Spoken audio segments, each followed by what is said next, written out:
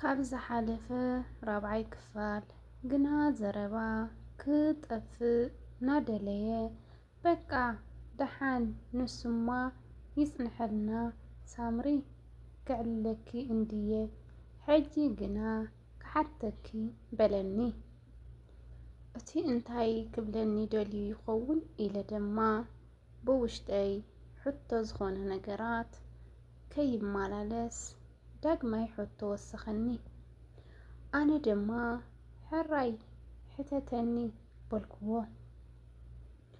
ሳይሞን ሎሚ ግን ደሓን ዲኻ ጽቡቕ የለኻን በልክዎ ደሓን ዋላ ሓንቲ ኣይኮንኩን ግን ሳምሪ ኣፍቃሪ ገለስ ኣለክዶ በለኒ ኣነ እውን ሃንደበት ከምኡ ዓይነት ሕቶ ምቕራብ ነገረመኒ ኣብዚ ኣቋሪፅና ነርና ኣብ ሓምሻይ ክፋል ክንቅርብ ኢና ሰላም ሰላምታይ ኣይረሳዕኹን ናይ ጽዳት ቻነል ከመይ ኣለኹም ኣነ እግዚአብሔር ይመስገን ሰላም እየ ከምቲ ኣነ ሰላም ዘለኹ ሰላም ትኩኑ ናይ ኩሉ ግዜ ተምኒተይ ተስፋ እዩ ሓደሽቲ ዝኾንኩም ሳብስክራይብ ላይክ ሸር ናገባርኩም ኣተዋውዕኒ ነባራት ድማ ከም ናይ ኩሉ ግዜ ብላይክን ብሸርን ኣተዋውዕኒ ብጣዕሚ ማዕሪትን መሳጢትን ዝበልክዋያ ሓምሻይ ክፋል በፂሕና ኣለና ዘኽርእታ ምሸት ትብል ማለት እዩ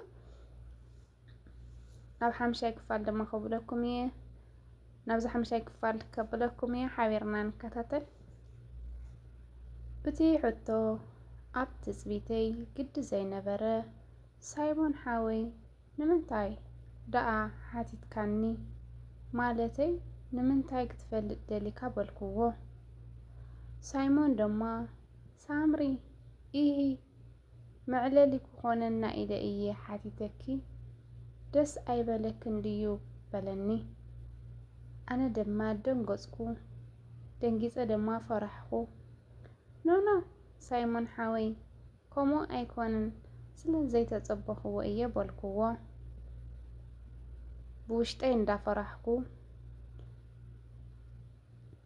እንዳፈራሕኩ እንታይ ክብለኒ ይኸውን ኢለ ማለት እዩ ብዝኾነ የብለይን ኣብ ዓዲ እንከለኹ ትምህርቲ ሕጂ ደማ ስደት ኣበይ ኣርኪብናሉ ኢና ሳይሞን ሓወይ በልክዎ ፍርሕ እንዳበልኩ ፍሽኽታ ዝተሰነዮ ኣዘራርባ ሳይሞን ብሓቂ ኽዲኺ ሳምሪ በለኒ ህውኽ እናበለ ኣነ ደማ ብኩነታቱ ናተገረምኩን ናይ ብሓቂ እየ ሳይሞን ሓወይ ስኻኸ ኣለትካዶ በልክዎ ንምንታይ ከም ኢለ ሓቲተየ ኢለ ደማ ንውሽጠይ ፈራሕኩ እንትፈራሕኩ ደማ እንታይ ክብለኒ ይኸውን ኢለ ኣብ ሓሳብን ኣብ ጭንቅን ተወሓጥኩ ሳይሞን ከዓ ሳምሪ ኣነ እውን የብለይን ማዕረ ኢና ዘለና በለኒ ኣይተሓሱ ኣወዳትኩም ዋላ ከላትኩም የብልናን ምባል ኢኩም ትፈቱ በልክዎ እናሰሓቅኩ ኣላ ሳምሪ ቅድሚ ሕጂ የብለይን ዘፍቅራ ግን ኣላትኒ እያ በልኒ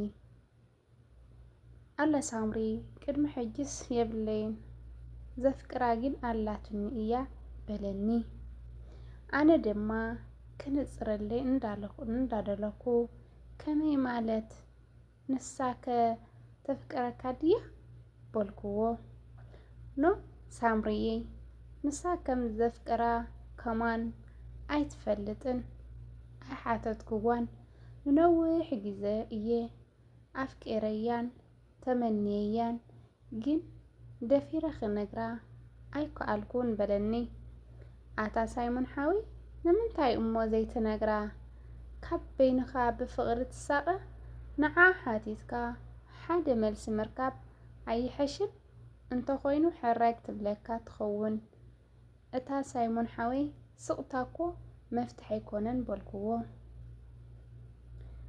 ጽቡቕ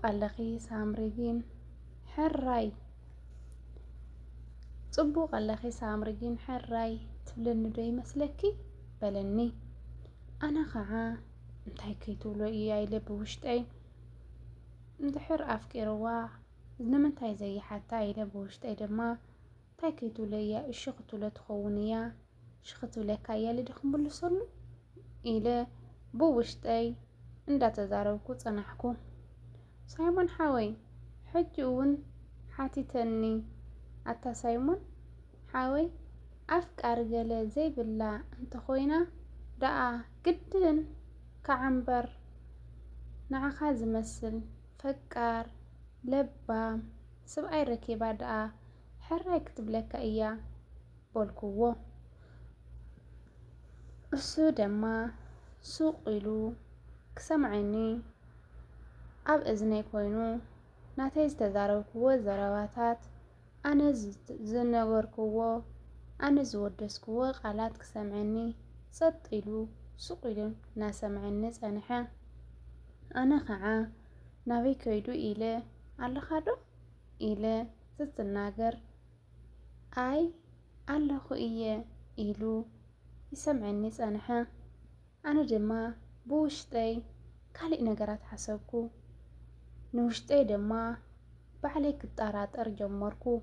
ደሞ ፈራሕኩ ናባይ ግዲ ከዝራዩ ኢለ ድማ ሓሰብኩን ፈራሕኩን።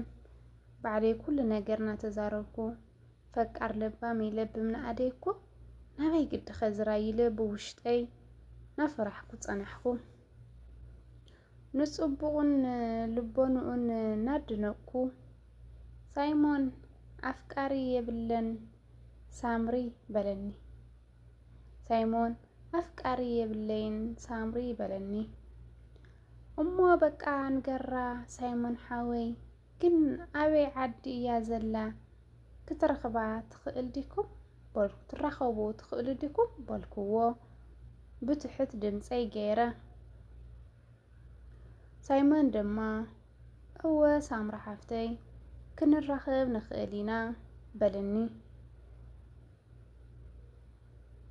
ሳምሪ ሕጂ ከማን ምሳይ እያ ዘላ ደጊሙ ድማ በለኒ።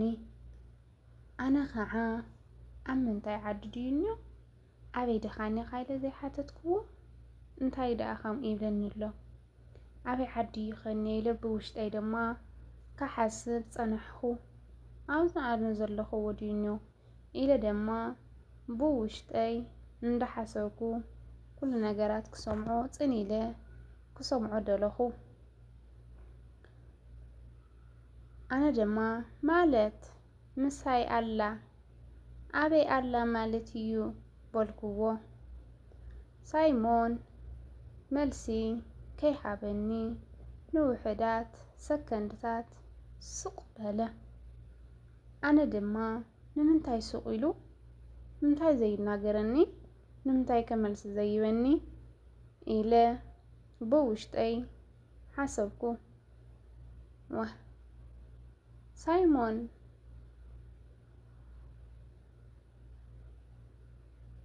ኣነ እውን መልሲ ክረክብ ትጽቢተይ ጥርዚ በፂሑ ኣለካ ዶ ሳይሞን በልክዎ። ኦኦ ኣለኩ ሳምሪ በለኒ ጎልደፍ ደፍ እናበለ። እናተገረምኩ ዋ እንታይ ደኣ ሰንቢድካ በልክዎ።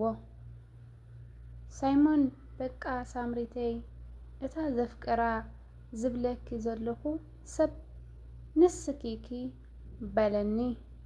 ኣብዚ ይቕጽል ሻድሻይ ክፋል ክቕጽላየ ኣብ ናይ ሻድሻይ ክፋል ድማ ደስ ዝበለት ጥዕምትን ክትመጽእ እያ ትኸውን ኢለ ተስፋ ይገብር። ደስ ዝበለት ስለዝኾነት መምሃሪትን ገለ ስለዝኾነት ማለት እዩ እና ኩልኹም ሳብስክራይብ ላይክ ሸር ኣይትረስዑ። ከም ናይ ኩሉ ግዜ ምትባዕኹም ኣይፈለየኒ። ሃራፅ ዝኾነ ምኽርኹም ደሞ ኣብ ኮመንት እናፅሓፍኩም ኣይፈለየኒ እና ኣብዚ ከድፈኩም ኣብ ናይ ሻድሻይ ክፋል ሳብ ንራኸብ ደሕና ቀኒ ኩለኩም ይፈቱ።